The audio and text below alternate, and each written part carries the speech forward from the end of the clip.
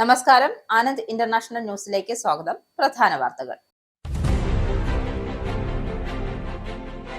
ഇസ്ലാമാബാദിലെ സമാധാന ചർച്ചകൾ പരാജയപ്പെട്ടതിന് പിന്നാലെ ഹോർമൂസ് കടലിടുക്കിൽ ഉപരോധം പ്രഖ്യാപിച്ച അമേരിക്കൻ പ്രസിഡന്റ് ഡൊണാൾഡ് ട്രംപിന്റെ നടപടിയെ പിന്തുണയ്ക്കാനില്ല എന്ന് ബ്രിട്ടീഷ് പ്രധാനമന്ത്രി കെയർ സ്റ്റാർമർ. അന്താരാഷ്ട്ര വിപണിയിലേക്കുള്ള എണ്ണക്കടത്തിന്റെ സ്ഥിരാകേന്ദ്രമായ ഹോർമൂസ് തടയുന്നതിൽ ആഗോള സമ്പദ് വ്യവസ്ഥയെ തന്നെ പിടിച്ചുലയ്ക്കുമെന്നും ബ്രിട്ടീഷ് പ്രധാനമന്ത്രി. ബ്രിട്ടന്റെ തീരുമാനം നാറ്റോ സഖ്യത്തിനുള്ള വിള്ളലുകൾ വീഴ്ത്തുന്നു. കെയർ സ്റ്റാർമർ ഫ്രാൻസ് ഉൾപ്പെടെയുള്ള രാജ്യങ്ങളുമായി ചേർന്ന് മറ്റൊരു സഖ്യത്തിന് ശ്രമം തുടങ്ങി. യുദ്ധത്തിൽ അകപ്പെട്ട ഉക്രൈൻകാർക്ക് വേണ്ടി യുകെയിൽ തുടങ്ങിയ ഫ്രീ വിസ സ്കീം ദുരുപയോഗം ചെയ്യുന്നതായി റിപ്പോർട്ട്. ഏഷ്യൻ, ആഫ്രിക്കൻ, മധ്യപൂർവേഷ്യൻ രാജ്യങ്ങളിൽ നിന്നുള്ളവർ പ്രത്യേക പദ്ധതി ദുരുപയോഗം ചെയ്ത് ബ്രിട്ടനിലെത്തുന്നതായി റിപ്പോർട്ട്.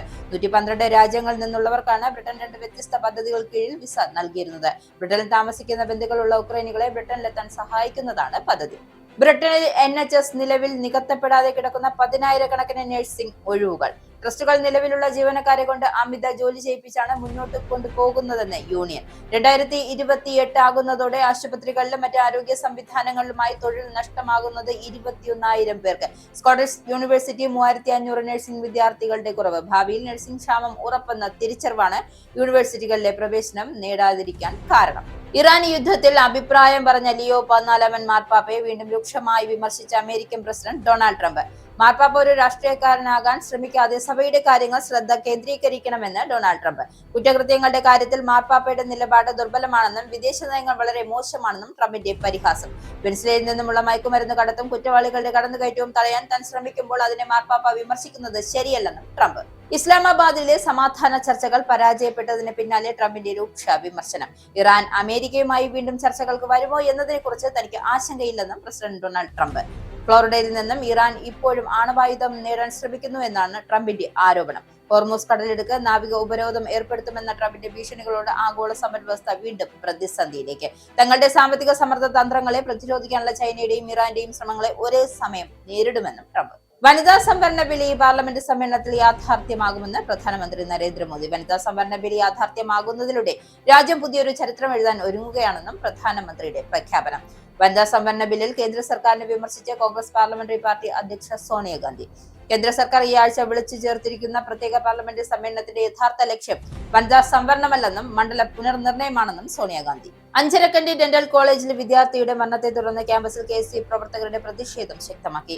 തിങ്കളാഴ്ച രാവിലെ ക്യാമ്പസിൽ തള്ളിക്കയറിയ പ്രവർത്തകരെ പോലീസ് ബലമായി അറസ്റ്റ് ചെയ്തു. കോളേജ് മാനേജ്മെന്റിനെതിരെയും കുറ്റക്കാരായ അധ്യാപകർക്കെതിരെയും കർശന നടപടി വേണമെന്ന് പ്രതിഷേധക്കാർ. പ്രതിഷേധത്തിനിടെ പോലീസും പ്രവർത്തകരും തമ്മിൽ ക്യാമ്പസിൽ വലിയ സംഘർഷം ഉടലെടുത്തു.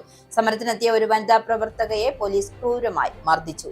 ക്രൈസ്തവ സഭകൾക്കെതിരായ PC ജോർജിന്റെയും ഷോൺ ജോർജിന്റെയും പരാമർശത്തിൽ രൂക്ഷ വിമർശനവുമായി പാലാ ബിഷപ്പ് മാർ ജോസ് കല്ലറങ്ങാട്. പൊതുരംഗത്തുള്ളവർ ചില മാന്യതയുടെ അതിർവരമ്പുകൾ ലംഘിക്കുന്നുവെന്നും ഭീഷണിയുടെ സ്വരം വിലപ്പോവിലായെന്നും മതനേതാക്കൾ മിണ്ടാപ്രാണികളായിരിക്കണമെന്ന് പറയുന്നത് ശരിയല്ലെന്നും ബിഷപ്പ് മാർ ജോസ് കല്ലറങ്ങാട്. അഭിപ്രായങ്ങൾ പറയുമ്പോൾ വിശ്വാസികളുടെ വികാരത്തെ മാനിക്കണമെന്നും അത് മാനിക്കാതെ സംസാരിക്കുന്നത് തെറ്റാണെന്നും ഭീഷണിപ്പെടുത്തി പേടിപ്പിക്കേണ്ടതില്ലെന്നും പാലാ ബിഷപ്പ്. വാർത്തകൾ വിശദമായി. ഇസ്ലാമാബാദിലെ സമാധാന ചർച്ചകൾ പരാജയപ്പെട്ടതിന് പിന്നാലെ ഹോർമൂസ് കടലിടുക്കിൽ ഉപരോധം പ്രഖ്യാപിച്ച അമേരിക്കൻ പ്രസിഡന്റ് ഡൊണാൾഡ് ട്രംപിന്റെ നടപടിയെ പിന്തുണയ്ക്കാനില്ല എന്ന് ബ്രിട്ടീഷ് പ്രധാനമന്ത്രി കെയർ സ്റ്റാർമർ വ്യക്തമാക്കിയിരിക്കുകയാണ്. പശ്ചിമേഷ്യയിൽ യുദ്ധഭീതി പടർത്തുന്ന ട്രംപിന്റെ പുതിയ നീക്കത്തിൽ നിന്നും വിട്ടുനിൽക്കാനുള്ള ബ്രിട്ടന്റെ തീരുമാനം നാറ്റോ സഖ്യത്തിനുള്ളിൽ വിള്ളലുകൾ വർദ്ധിപ്പിച്ചു.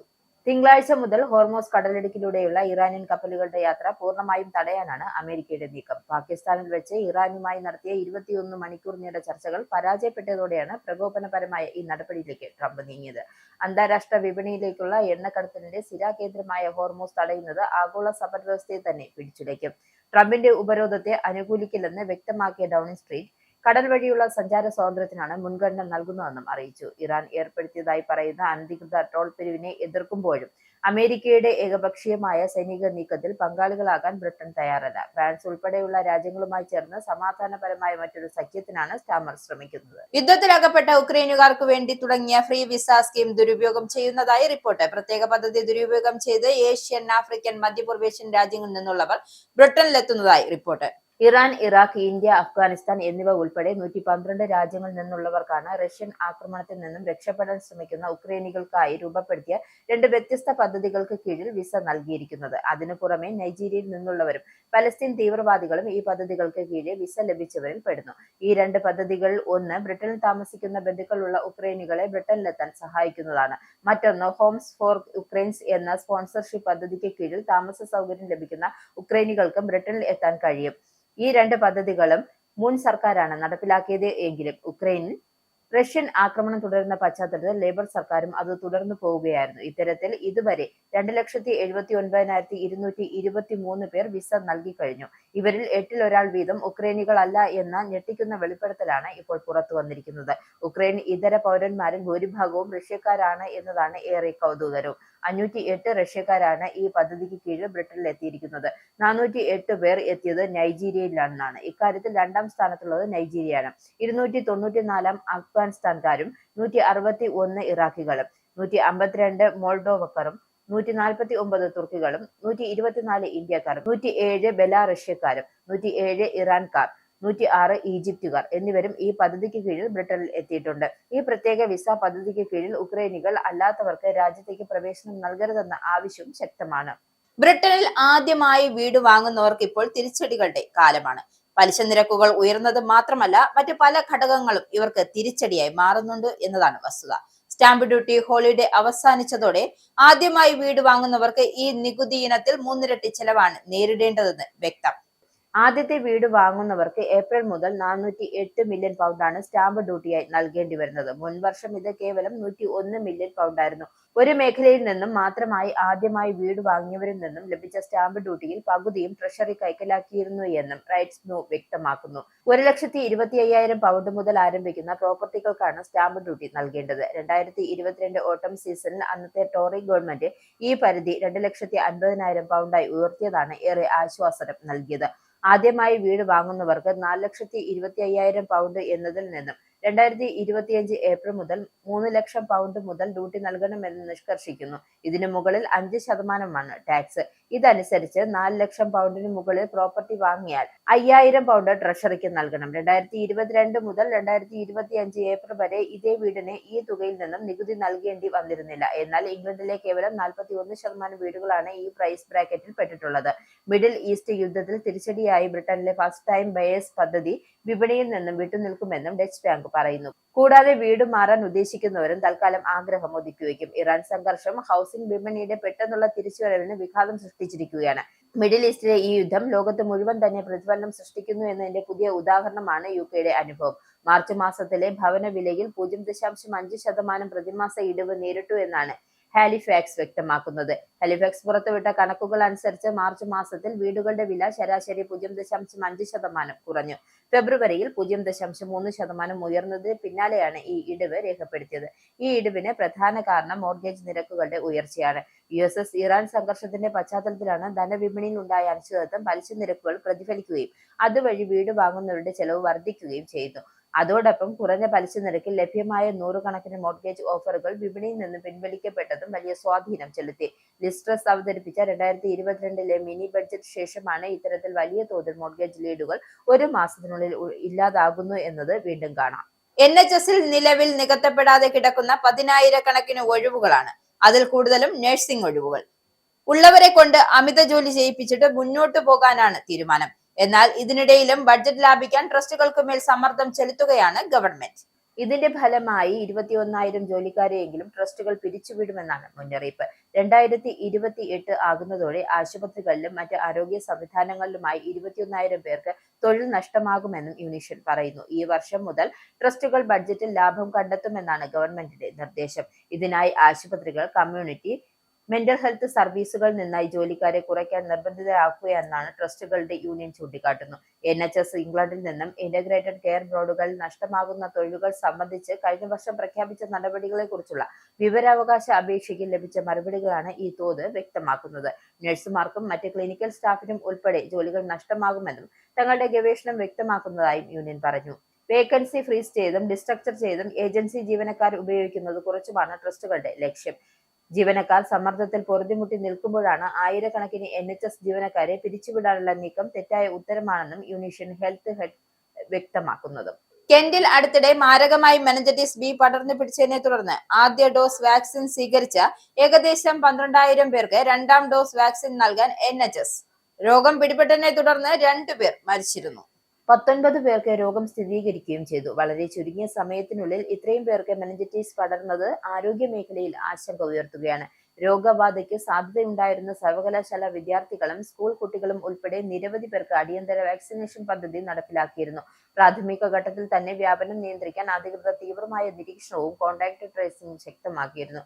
കാൻബറി, ഫേവർഷം, ആഷ്ഫോർഡ് തുടങ്ങിയ സ്ഥലങ്ങളിൽ പ്രത്യേക ക്ലിനിക്കുകൾ ആരംഭിച്ച് അടുത്ത ആഴ്ച മുതൽ രണ്ടാം ഡോസ് നൽകാനാണ് തീരുമാനിച്ചിരിക്കുന്നത്. വിവിധ കേന്ദ്രങ്ങളിലായി ക്ലിനിക്കുകളും ഹെൽത്ത് ക്ലബ്ബുകളും പ്രവർത്തിച്ച് കൂടുതൽ ആളുകൾക്ക് വേഗത്തിൽ സേവനം നൽകാനുള്ള ഒരുക്കങ്ങളാണ് നടക്കുന്നത്. യോഗ്യതയുള്ളവർക്ക് ഓൺലൈൻ ബുക്കിംഗ് സംവിധാനത്തിലൂടെ സമയം നിശ്ചയിച്ച് വാക്സിൻ സ്വീകരിക്കാൻ കഴിയും. സർവകലാശാല ഹോസ്റ്റലുകൾ താമസിക്കുന്ന വിദ്യാർത്ഥികളും മെനിഞ്ചൈറ്റിസ് പകർച്ചയുമായി ബന്ധപ്പെട്ട് നൈറ്റ് ക്ലബിൽ പങ്കെടുത്തവരെ മുൻഗണനാ പട്ടികയിൽ ഉൾപ്പെടുത്തിയിട്ടുണ്ട്. ആരോഗ്യ പ്രവർത്തകർ നേരിടുന്ന സന്ദേശങ്ങളും ഇമെയിൽ അറിയിപ്പുകളും വഴി ആളുകളെ വാക്സിനേഷൻ സംബന്ധിച്ച് ബോധവൽക്കരിക്കുന്നതും തുടരുകയാണ്. വാക്സിൻ ആദ്യ ഡോസിനു ശേഷം കുറഞ്ഞത് 4 ആഴ്ചയ്ക്ക് ശേഷമാണ് രണ്ടാം ഡോസ് നൽകേണ്ടത്. എന്നാൽ ആവശ്യമെങ്കിൽ വൈകിയെങ്കിലും സ്വീകരിക്കാമെന്നും അധികൃതർ വ്യക്തമാക്കിയിട്ടുണ്ട്. പൂർണ്ണമായ പ്രതിരോധം ലഭിക്കാൻ 2 ഡോസുകളും നിർബന്ധിതമാണ് എന്ന് ആരോഗ്യ വിദഗ്ധർ ഓർമ്മിപ്പിക്കുന്നു. UK ആരോഗ്യ സെക്രട്ടറി വെസ്റ്റ് റീറ്റിംഗ് ഈ മെനിഞ്ചൈറ്റിസ് പകർച്ചയെക്കുറിച്ച് അസാധാരണ സാഹചര്യം എന്നാണ് വിശേഷിപ്പിച്ചത്. കൂടുതൽ വിവരങ്ങളും ബുക്കിംഗ് മാർഗനിർദ്ദേശങ്ങളും തിങ്കളാഴ്ച മുതൽ പ്രസിദ്ധീകരിക്കുമെന്നും അധികൃതർ അറിയിച്ചു. ഭാവിയിൽ ഇത്തരം ആരോഗ്യ പ്രശ്നങ്ങൾ ആവർത്തിക്കാതിരിക്കാൻ പ്രതിരോധ നടപടികൾ ശക്തമാക്കുകയാണ്. സ്കോട്ടിഷ് യൂണിവേഴ്സിറ്റികളിൽ 3500 നഴ്സിംഗ് വിദ്യാർത്ഥികളുടെ കുറവ്. ഭാവിയിൽ നഴ്സിംഗ് ക്ഷാമം ഉറപ്പെന്ന് റിപ്പോർട്ട്. സ്കോട്ട്ലൻഡ് സർക്കാരിന്റെ കണക്കുകൾ അനുസരിച്ച് ആവശ്യമായത്ര നഴ്സുമാരുടെ എണ്ണത്തേക്കാൾ 3500 കുറവ് വിദ്യാർത്ഥികളാണ് കഴിഞ്ഞ 4 വർഷക്കാലമായി യൂണിവേഴ്സിറ്റികളിൽ പ്രവേശനം നേടിയിരിക്കുന്നു എന്നാണ് പുറത്തുവരുന്ന വിവരം. സ്കോട്ട്ലൻഡിന് ആവശ്യമുള്ള നഴ്സുമാരെക്കാൾ 3500 നഴ്സിംഗ് വിദ്യാർത്ഥികൾ കുറവാണ് സ്കോട്ടിഷ് യൂണിവേഴ്സിറ്റികളിൽ എന്ന് റോയൽ കോളേജ് ഓഫ് നഴ്സിംഗ് വ്യക്തമാക്കുന്നു. രാജ്യത്തെ രാഷ്ട്രീയ പാർട്ടികൾക്ക് നൽകിയ ശക്തമായ മുന്നറിയിപ്പിൽ ട്രേഡ് യൂണിയൻ ആവശ്യപ്പെടുന്നത് ഈ പ്രശ്നം പരിഹരിക്കാൻ അടിയന്തര നടപടികൾ എടുക്കണം എന്നാണ്. സ്കോട്ട്ലൻഡ് സർക്കാരിന്റെ കണക്കുകൾ അനുസരിച്ച് ആവശ്യമായത്ര നഴ്സുമാരുടെ എണ്ണത്തേക്കാൾ 3500 കുറവ് വിദ്യാർത്ഥികളാണ് കഴിഞ്ഞ 4 വർഷക്കാലമായി യൂണിവേഴ്സിറ്റികളിൽ പ്രവേശനം നേടിയിരിക്കുന്നു എന്നാണ് ട്രേഡ് യൂണിയൻ നടത്തിയ പഠനം വ്യക്തമാക്കുന്നത്. 1 വർഷം സ്കോട്ട്ലൻഡിൽ നിയമിക്കപ്പെടുന്ന നഴ്സുമാരുടെ എണ്ണം വരും. ഇതിന്റെ പ്രത്യാഘാതം അധികം വൈകാതെ തന്നെ ആശുപത്രികളിലും കമ്മ്യൂണിറ്റി സർവീസുകളിലും കെയർ സംവിധാനങ്ങളിലും അനുഭവപ്പെട്ടു തുടങ്ങുമെന്നും RCN മുന്നറിയിപ്പിൽ വ്യക്തമാക്കുന്നു. നിരവധി അവസരങ്ങൾ നൽകുന്ന ആദരിക്കപ്പെടുന്ന ഒരു തൊഴിൽ മേഖലയാണ് നഴ്സിംഗ് എന്നും RCN Scotland executive director Colin വ്യക്തമാക്കുന്നു. എന്നാൽ ഈ മേഖലയിൽ എത്തുന്നവരുടെ എണ്ണം കുറയുന്നത് ആശങ്ക ഉയർത്തുന്ന ഒന്നാണെന്നും അദ്ദേഹം കൂട്ടിച്ചേർത്തു. കൂടുതൽ പേരെ നഴ്സിംഗ് രംഗത്തേക്ക് എത്തിക്കാനുള്ള നടപടികളും ഈ മേഖലയിൽ എത്തുന്നവർക്ക് ആവശ്യമായ പിന്തുണ ഉറപ്പാക്കാനുള്ള നടപടികളും അടുത്ത സ്കോട്ടിഷ് സർക്കാർ എടുക്കുമെന്നും അദ്ദേഹം കൂട്ടിച്ചേർത്തു. തൊഴിൽ മേഖലയിലെ ഉയർച്ച ഉണ്ടാകുന്നതിനുള്ള വ്യക്തമായ രൂപരേഖ തയ്യാറാക്കലാണ് ഇതിന് ആദ്യം ആവശ്യം. ജീവനക്കാരുടെ സുരക്ഷിതത്വം ഉറപ്പുവരുത്തുന്നതിനൊപ്പം നഴ്സിംഗ് വിദ്യാർത്ഥികൾക്ക് സാമ്പത്തിക സഹായം ഉറപ്പാക്കുകയും വേണം. ഇതിനായി nursing and midwifery task force നൽകിയ നിർദ്ദേശങ്ങൾ നടപ്പിലാക്കണമെന്നും യൂണിയൻ ആവശ്യപ്പെട്ടു. ഉറച്ച തീരുമാനങ്ങൾ ഇക്കാര്യത്തിൽ കൈക്കൊണ്ടില്ലെങ്കിൽ രാജ്യം അധികം താമസിക്കാതെ നഴ്സിംഗ് ക്ഷാമം അഭിമുഖീകരിക്കേണ്ടി വരുമെന്നും യൂണിയൻ മുന്നറിയിപ്പ് നൽകുന്നു. ഇറാൻ യുദ്ധത്തിൽ അഭിപ്രായം പറഞ്ഞ ലിയോ 14 മാർപ്പാപ്പയെ വീണ്ടും രൂക്ഷമായി വിമർശിച്ച അമേരിക്കൻ പ്രസിഡന്റ് ഡൊണാൾഡ് ട്രംപ്. കുറ്റകൃത്യങ്ങളുടെ കാര്യത്തിൽ മാർപ്പാപ്പയുടെ നിലപാട് ദുർബലമാണ് എന്നും വിദേശ നയങ്ങൾ വളരെ മോശമാണ് എന്നുമാണ് ട്രംപിന്റെ പരിഹാസം. ഇറാന്റെ ആണവ മോഹങ്ങൾ പോലുള്ള ഭീഷണികളെ മാർപ്പാപ്പ അവഗണിക്കുകയാണെന്ന് ട്രംപ് കുറ്റപ്പെടുത്തി. വെനസ്വേലയിൽ നിന്നുമുള്ള മയക്കുമരുന്ന് കടത്തും കുറ്റവാളികളുടെ കടന്നുകയറ്റവും തടയാൻ താൻ ശ്രമിക്കുമ്പോൾ അതിനെ മാർപ്പാപ്പ വിമർശിക്കുന്നത് ശരിയല്ലെന്നും അദ്ദേഹം പറഞ്ഞു. തന്നെ നേരിടാൻ വേണ്ടിയാണ് ഒരു അമേരിക്കക്കാരനായ ലിയോയെ സഭ മാർപ്പാപ്പയെ തിരഞ്ഞെടുത്തതെന്നും ട്രംപ് ആരോപിച്ചു. താൻ വൈറ്റ് ഹൌസിൽ ഇല്ലായിരുന്നു എങ്കിൽ ലിയോ വത്തിക്കാൻ ഉണ്ടാകില്ലായിരുന്നുവെന്നും അദ്ദേഹം കൂട്ടിച്ചേർത്തു. മാർപ്പാപ്പ ഒരു രാഷ്ട്രീയക്കാരനാകാൻ ശ്രമിക്കാതെ സഭയുടെ കാര്യങ്ങളിൽ ശ്രദ്ധ കേന്ദ്രീകരിക്കണമെന്നും കോമൺ സെൻസ് ഉപയോഗിക്കണമെന്നും ട്രംപ് ഉപദേശിച്ചു. മാർപ്പാപ്പയുടെ ഇപ്പോഴത്തെ നിലപാടുകൾ കത്തോലിക്ക സഭയെ ദോഷകരമായി ബാധിക്കുമെന്നും അദ്ദേഹം കൂട്ടിച്ചേർത്തു.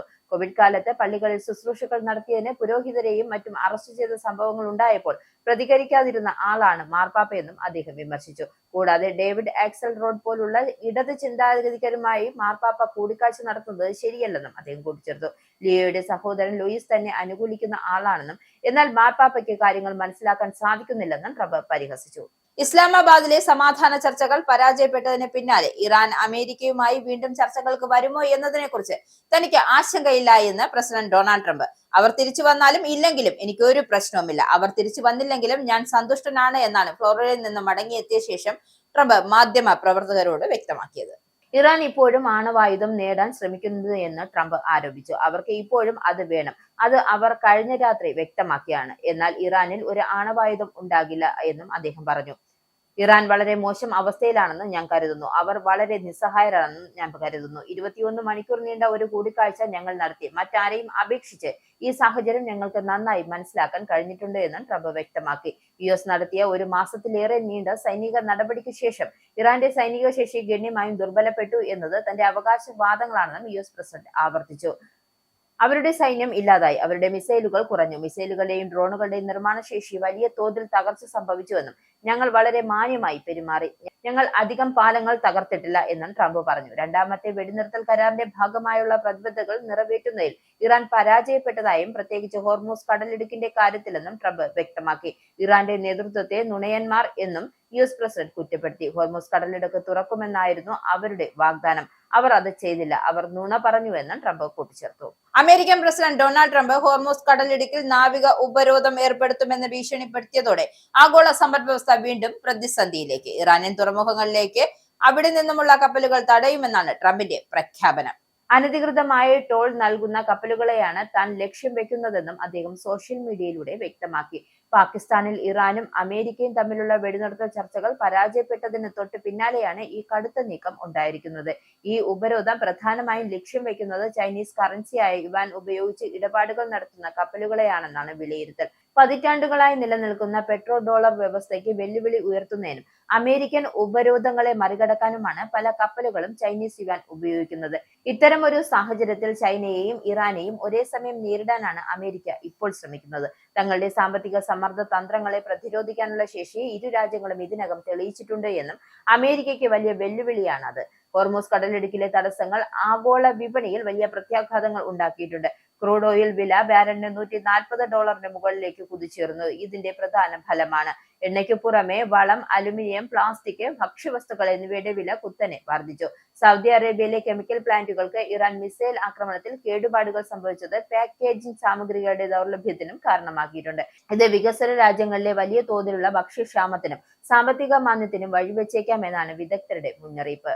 ഇനി പൗണ്ട്, യൂറോ, ഡോളർ, രൂപ ഇന്നത്തെ വിനിമയ നിരക്ക്. ഒരു പൗണ്ട് 125.12 ഇന്ത്യൻ രൂപ, ഒരു പൗണ്ട് 1.15 യൂറോ, ഒരു US ഡോളർ 93.38 ഇന്ത്യൻ രൂപ, ഒരു യൂറോ 109.19 ഇന്ത്യൻ രൂപ, ഒരു പൗണ്ട് 1.34 US ഡോളർ, ഒരു കനേഡിയൻ ഡോളർ 67.39 ഇന്ത്യൻ രൂപ. ഇനിയൊരു ഇടവേള.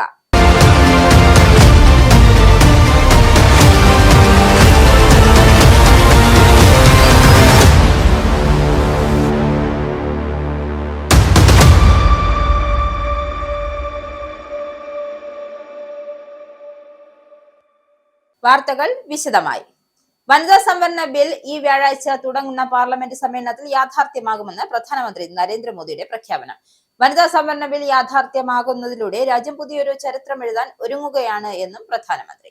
ദില്ലിയിൽ നടന്ന നാരി ശക്തി വന്ദൻ സമ്മേളനത്തിൽ സംസാരിക്കവെയാണ് മോദിയുടെ പ്രഖ്യാപനമുണ്ടായത്. വനിതാ സംവരണ ബില്ല് 21ാം നൂറ്റാണ്ടിലെ ഏറ്റവും പ്രധാനപ്പെട്ട തീരുമാനമാണെന്നും നാരി ശക്തിക്കായി ഈ ചരിത്രപരമായ നീക്കം സമർപ്പിക്കുമെന്നും അദ്ദേഹം പറഞ്ഞു. സ്ത്രീകൾ ഭരണകൂടത്തിന്റെ അവിഭാജ്യ ഘടകമായി മാറണമെന്നും അവരുടെ പങ്കാളിത്തം ജനാധിപത്യത്തിന് കൂടുതൽ കരുത്ത് നൽകണമെന്നും പ്രധാനമന്ത്രി കൂട്ടിച്ചേർത്തു.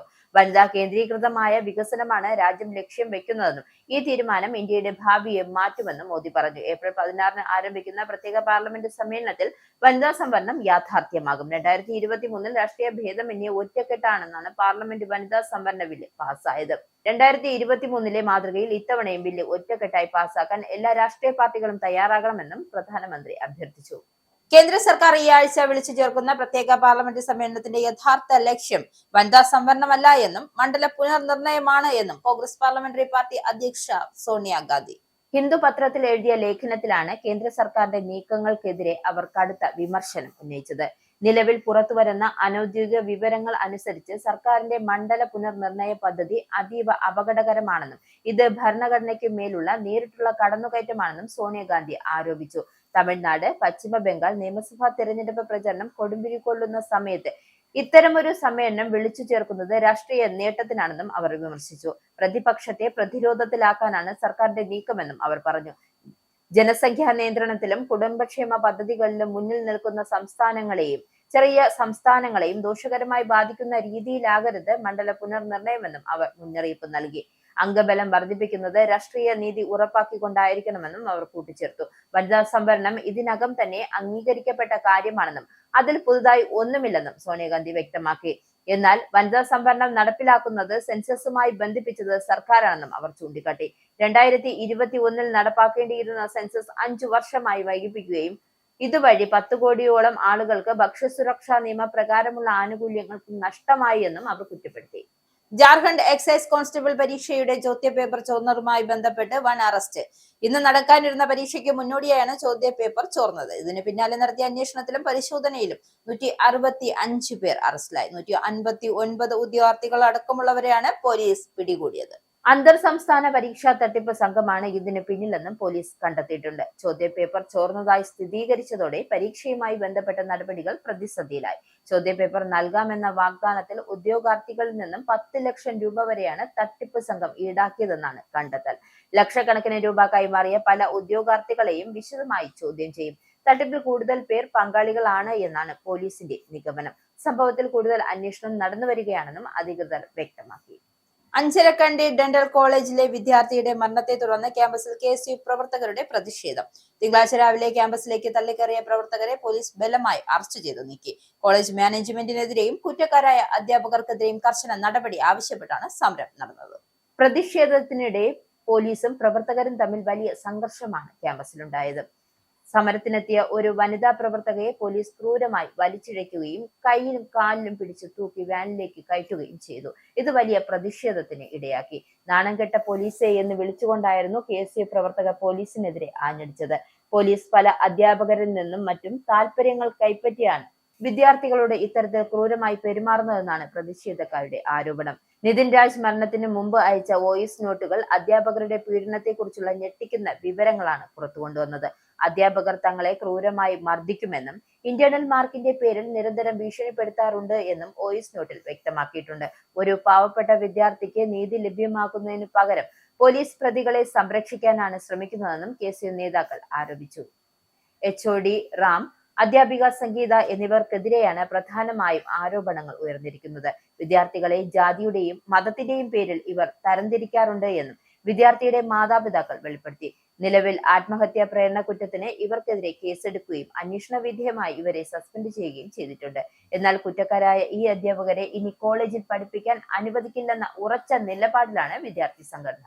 ക്രൈസ്തവ സഭകൾക്കെതിരായ PC ജോർജിന്റെയും ഷോൺ ജോർജിന്റെയും പരാമർശത്തിൽ രൂക്ഷ വിമർശനവുമായി പാലാ ബിഷപ്പ് മാർ ജോസഫ് കല്ലറങ്ങാട്ട്. പൊതുരംഗത്തുള്ളവർ ചില മാന്യതയുടെ അതിർവരമ്പുകൾ ലംഘിക്കുന്നു. ഭീഷണിയുടെ സ്വരം വിലപ്പോകില്ല. മത നേതാക്കൾ മിണ്ടാപ്രാണികളായിരിക്കണം എന്ന് പറയുന്നത് ശരിയല്ലെന്ന് ബിഷപ്പ് മാർ ജോസഫ് കല്ലറങ്ങാട്ട്. പൊതുരംഗത്തെ പ്രവർത്തിക്കുന്നവർ മത നേതാക്കന്മാരെ കുറിച്ചും മാന്യതയുടെ അതിർവരമ്പുകൾ ഭേദിച്ച് സംസാരിച്ചു കൊണ്ടിരിക്കുന്നു. മത നേതാക്കന്മാർക്കെതിരെ മാന്യമല്ലാത്ത രീതിയിൽ സംസാരിക്കുന്നതും പ്രതികരിക്കുന്നതും ശരിയല്ലെന്ന് തോന്നുന്നില്ലേ? അഭിപ്രായങ്ങൾ പറയുമ്പോൾ വിശ്വാസികളുടെ വികാരത്തെ മാനിക്കണം. അത് മാനിക്കാതെ സംസാരിക്കുന്നത് തെറ്റാണ്. ഭീഷണിയുടെ സ്വരം വിലപ്പോവില്ല.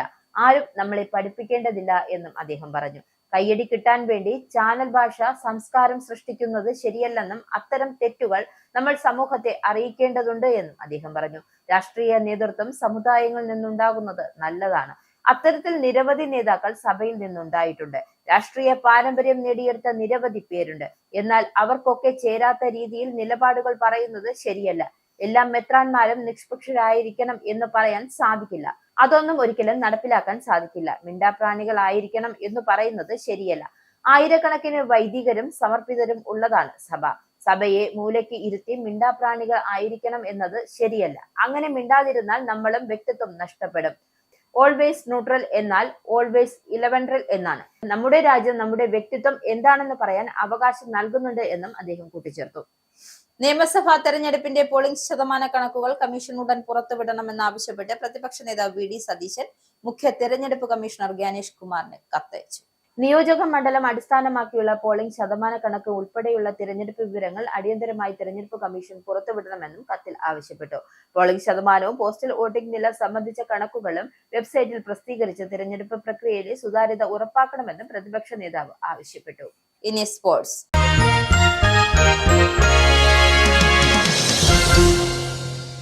ബാഡ്മിന്റൺ ഏഷ്യൻ ചാമ്പ്യൻഷിപ്പിൽ ഇന്ത്യയുടെ ആയുഷ് ഷെട്ടിക്ക് വെള്ളി മെഡൽ. സ്വർണ്ണ പോരാട്ടത്തിൽ നിലവിലെ പുരുഷ സിംഗിൾസ് ലോക ചാമ്പ്യനും ലോക 2ാം നമ്പർ താരവുമായ ചൈനയുടെ ഷി യുകിയോട് താരം പരാജയപ്പെട്ടു. ഇതോടെ ബാഡ്മിന്റൺ ഏഷ്യൻ ചാമ്പ്യൻഷിപ്പിൽ പുരുഷ സിംഗിൾസ് സ്വർണം നേടുന്ന 2ാമത്തെ ഇന്ത്യൻ താരമെന്ന നേട്ടം സ്വന്തമാക്കാൻ ആയുഷ് ഷെട്ടിക്ക് സാധിച്ചില്ല. കലാശ പോരാട്ടത്തിൽ സെമി വരെ പുറത്തെടുത്ത് തിരിച്ചടിക്കാനുള്ള പോരാട്ട വീര്യം ആയുഷിന് നിലനിർത്താനായില്ല.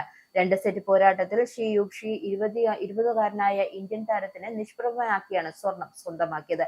ഫൈനലിൽ സ്വർണം സ്വന്തമായില്ല എങ്കിലും ഇന്ത്യയുടെ പുത്തൻ താരോദയമായി മാറി വെള്ളി മെഡലുമായി തലയുയർത്തിയാണ് താരത്തിന്റെ മടക്കം. സ്കോർ 8-21, 10-21. പ്രധാന വാർത്തകൾ ഒരിക്കൽ കൂടി.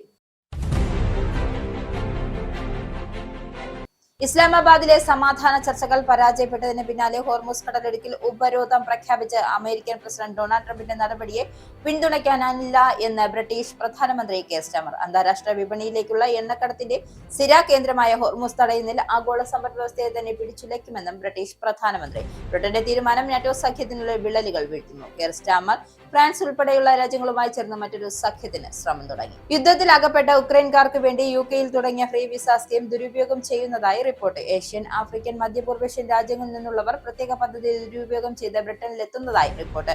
112 രാജ്യങ്ങളിൽ നിന്നുള്ളവർക്കാണ് ബ്രിട്ടൻ 2 വ്യത്യസ്ത പദ്ധതികൾ കീഴിൽ വിസ നൽകിയിരുന്നത്. ബ്രിട്ടനിൽ താമസിക്കുന്ന ബന്ധുക്കളുള്ള ഉക്രൈനികളെ ബ്രിട്ടനിലെത്താൻ സഹായിക്കുന്നതാണ് പദ്ധതി. ബ്രിട്ടനിൽ NHS നിലവിൽ നികത്തപ്പെടാതെ കിടക്കുന്ന 10,000-കണക്കിന് നഴ്സിംഗ് ഒഴിവുകൾ. ട്രസ്റ്റുകൾ നിലവിലുള്ള ജീവനക്കാരെ കൊണ്ട് അമിത ജോലി ചെയ്യിപ്പിച്ചാണ് മുന്നോട്ട് കൊണ്ടുപോകുന്നതെന്ന് യൂണിയൻ. 2028 ആകുന്നതോടെ ആശുപത്രികളിലും മറ്റ് ആരോഗ്യ സംവിധാനങ്ങളിലുമായി തൊഴിൽ നഷ്ടമാകുന്നത് 21,000 പേർക്ക്. സ്കോട്ടിഷ് യൂണിവേഴ്സിറ്റി 3,500 നഴ്സിംഗ് വിദ്യാർത്ഥികളുടെ കുറവ്. ഭാവിയിൽ നഴ്സിംഗ് ക്ഷാമം ഉറപ്പെന്ന തിരിച്ചറിവാണ് യൂണിവേഴ്സിറ്റികളിലെ പ്രവേശനം നേടാതിരിക്കാൻ കാരണം.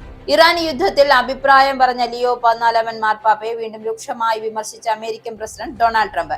മാർപ്പാപ്പ ഒരു രാഷ്ട്രീയക്കാരനാകാൻ ശ്രമിക്കാതെ സഭയുടെ കാര്യങ്ങൾ ശ്രദ്ധ കേന്ദ്രീകരിക്കണമെന്ന് ഡൊണാൾഡ് ട്രംപ്. കുറ്റകൃത്യങ്ങളുടെ കാര്യത്തിൽ മാർപ്പാപ്പയുടെ നിലപാട് ദുർബലമാണെന്നും വിദേശ നയങ്ങൾ വളരെ മോശമാണെന്നും ട്രംപിന്റെ പരിഹാസം. വെനിസ്വേലയിൽ നിന്നുമുള്ള മയക്കുമരുന്ന് കടത്തും കുറ്റവാളികളുടെ കടന്നുകയറ്റവും തടയാൻ താൻ ശ്രമിക്കുമ്പോൾ അതിനെ മാർപ്പാപ്പ വിമർശിക്കുന്നത് ശരിയല്ലെന്നും ട്രംപ്. ഇസ്ലാമാബാദിലെ സമാധാന ചർച്ചകൾ പരാജയപ്പെട്ടതിന് പിന്നാലെ ട്രംപിന്റെ രൂക്ഷ വിമർശനം. ഇറാൻ അമേരിക്കയുമായി വീണ്ടും ചർച്ചകൾക്ക് വരുമോ എന്നതിനെ കുറിച്ച് തനിക്ക് ആശങ്കയില്ലെന്നും പ്രസിഡന്റ് ഡൊണാൾഡ് ട്രംപ്. ഫ്ലോറിഡയിൽ നിന്നും ഇറാൻ ഇപ്പോഴും ആണവായുധം നേടാൻ ശ്രമിക്കുന്നു എന്നാണ് ട്രംപിന്റെ ആരോപണം. ഹോർമുസ് കടലിടുക്ക് നാവിക ഉപരോധം ഏർപ്പെടുത്തുമെന്ന ട്രംപിന്റെ ഭീഷണികളോട് ആഗോള സമ്പദ് വ്യവസ്ഥ വീണ്ടും പ്രതിസന്ധിയിലേക്ക്. തങ്ങളുടെ സാമ്പത്തിക സമ്മർദ്ദ തന്ത്രങ്ങളെ പ്രതിരോധിക്കാനുള്ള ചൈനയുടെയും ഇറാന്റെയും ശ്രമങ്ങളെ ഒരേ സമയം നേരിടുമെന്നും ട്രംപ്. വനിതാ സംവരണ ബിൽ ഈ പാർലമെന്റ് സമ്മേളനത്തിൽ യാഥാർത്ഥ്യമാകുമെന്ന് പ്രധാനമന്ത്രി നരേന്ദ്രമോദി. വനിതാ സംവരണ ബിൽ യാഥാർത്ഥ്യമാകുന്നതിലൂടെ രാജ്യം പുതിയൊരു ചരിത്രം എഴുതാൻ ഒരുങ്ങുകയാണെന്നും പ്രധാനമന്ത്രിയുടെ പ്രഖ്യാപനം. വനിതാ സംവരണ ബില്ലിൽ കേന്ദ്ര സർക്കാരിനെ വിമർശിച്ച കോൺഗ്രസ് പാർലമെന്ററി പാർട്ടി അധ്യക്ഷ സോണിയാഗാന്ധി. കേന്ദ്ര സർക്കാർ ഈ ആഴ്ച വിളിച്ചു ചേർത്തിരിക്കുന്ന പ്രത്യേക പാർലമെന്റ് സമ്മേളനത്തിന്റെ യഥാർത്ഥ ലക്ഷ്യം വനിതാ സംവരണമല്ലെന്നും മണ്ഡല പുനർനിർണയമാണെന്നും സോണിയാഗാന്ധി. അഞ്ചരക്കണ്ടി ഡെന്റൽ കോളേജിലെ വിദ്യാർത്ഥിയുടെ മരണത്തെ തുടർന്ന് ക്യാമ്പസിൽ KSU പ്രവർത്തകരുടെ പ്രതിഷേധം ശക്തമാക്കി. തിങ്കളാഴ്ച രാവിലെ ക്യാമ്പസിൽ തള്ളിക്കയറിയ പ്രവർത്തകരെ പോലീസ് ബലമായി അറസ്റ്റ് ചെയ്തു. കോളേജ് മാനേജ്മെന്റിനെതിരെയും കുറ്റക്കാരായ അധ്യാപകർക്കെതിരെയും കർശന നടപടി വേണമെന്ന് പ്രതിഷേധക്കാർ. പ്രതിഷേധത്തിനിടെ പോലീസും പ്രവർത്തകരും തമ്മിൽ ക്യാമ്പസിൽ വലിയ സംഘർഷം ഉടലെടുത്തു. സമരത്തിനെത്തിയ ഒരു വനിതാ പ്രവർത്തകയെ പോലീസ് ക്രൂരമായി മർദ്ദിച്ചു. ക്രൈസ്തവ സഭകൾക്കെതിരായ PC ജോർജിന്റെയും ഷോൺ ജോർജിന്റെയും പരാമർശത്തിൽ രൂക്ഷ വിമർശനവുമായി പാലാ ബിഷപ്പ് മാർ ജോസ് കല്ലറങ്ങാട്. പൊതുരംഗത്തുള്ളവർ ചില മാന്യതയുടെ അതിർവരമ്പുകൾ ലംഘിക്കുന്നുവെന്നും ഭീഷണിയുടെ സ്വരം വിലപ്പോവിലായെന്നും മതനേതാക്കൾ മിണ്ടാപ്രാണികളായിരിക്കണമെന്ന് പറയുന്നത് ശരിയല്ലെന്നും ബിഷപ്പ് മാർ ജോസ് കല്ലറങ്ങാട്. അഭിപ്രായങ്ങൾ പറയുമ്പോൾ വിശ്വാസികളുടെ വികാരത്തെ മാനിക്കണമെന്നും അത് മാനിക്കാതെ സംസാരിക്കുന്നത് തെറ്റാണെന്നും ഭീഷണിപ്പെടുത്തി പേടിപ്പിക്കേണ്ടതില്ലെന്നും പാലാ ബിഷപ്പ്. ഈ ബുള്ളറ്റിൻ കൂടെ സമാപിക്കുന്നു. നന്ദി, നമസ്കാരം.